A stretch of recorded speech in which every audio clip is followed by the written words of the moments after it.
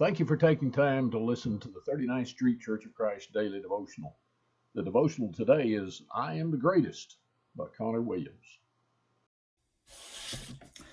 I don't know how many of you are familiar with the name Kenny Rogers, but he was an old country singer, and he had a song called The Greatest. And this song was a story of a little boy who was determined to prove that he was the greatest baseball player to ever live. And he took his bat and he took his ball and he went outside.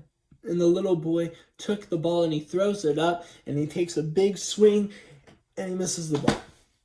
The little boy is not discouraged. He picks his ball back up. He throws the ball up again, swings with everything he got, and he misses again.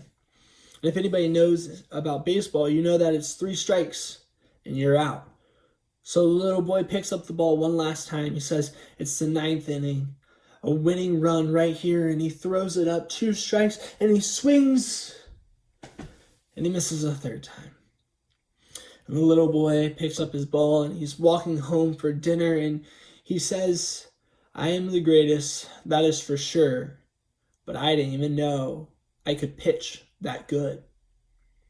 And this little boy struck out 3 times. He never hit the ball, but yet he looked at it and he said, you know what?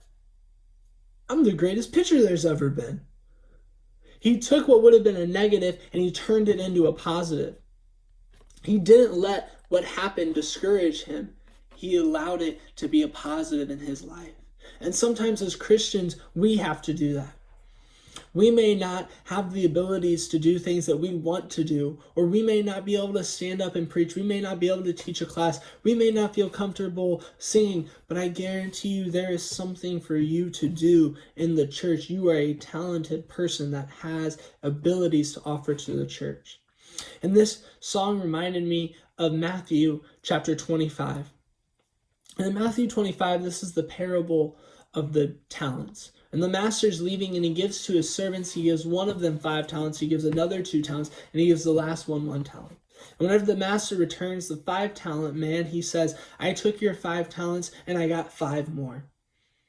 And the second, and he says unto the master says unto that 5-talent man, he says, well done. You've been faithful over a few things, I will make you ruler over many things. And then the 2nd-talent man, he says, you gave me 2 and I made 2 more out of that. And he says, well done. And then he comes to this 1-talent man and he says, where are my talents? And the 1-talent man says, I hid it in the ground. Here is your 1 talent back, but there's nothing more. And in verse 25 of Matthew 25, it says, and I was afraid and went and hid thy talents in the earth. Lo, there thou hast that is thine. His Lord answered and said unto him, thou wicked and slothful servant, thou knewest that I reap where I sowed not, and gather where I have not strawed. Thou oughtest therefore to have put my money to the exchangers, and then at my coming I should have received mine own with usury. Take therefore the talent from him, and give it unto him which hath 10 talents. For unto every one that hath shall be given, and he shall have abundance. But from him that hath not shall be taken away even that which he hath. And cast ye the unprofitable servant into outer darkness, and there shall be weeping and gnashing of teeth. And we look at this parable, and I want to focus on the 1 talent and this 2-talent man, right? The 1-talent man looked at it and said, I don't have very much. What can I do with this? And he just hit it, and he just gave up. He would have been like if that little boy had missed 3 times and then just stopped trying.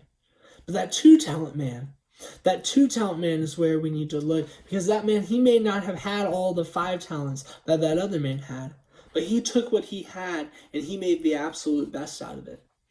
He took those 2 talents and he made 2 more. And that's like us. We may not be that 5-talent man. We may not be able to do everything, but I guarantee you, you have talents. And you need to find what you're good at and do your very best to support the church and to do God's work.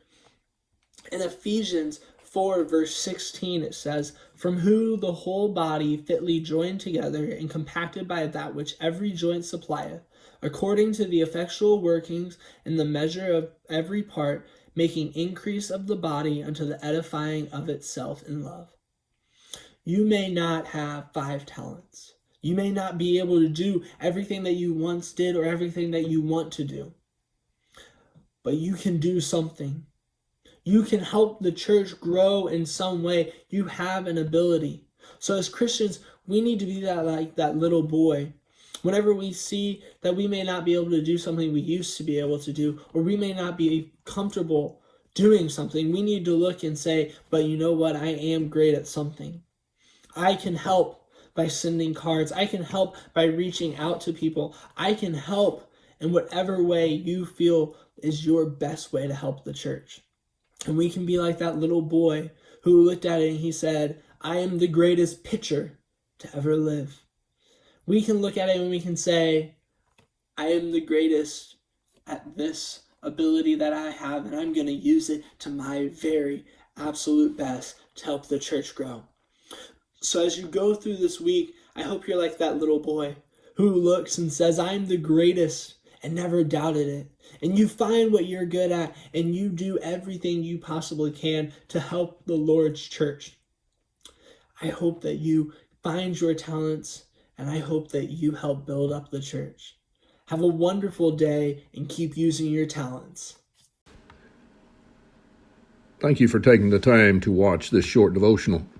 We encourage you to subscribe to our YouTube channel so that you'll be notified of other devotionals that will be forthcoming. Also, we encourage you to join us online live as we stream our services at each service time. More information can be found on our website at the link below. Thank you.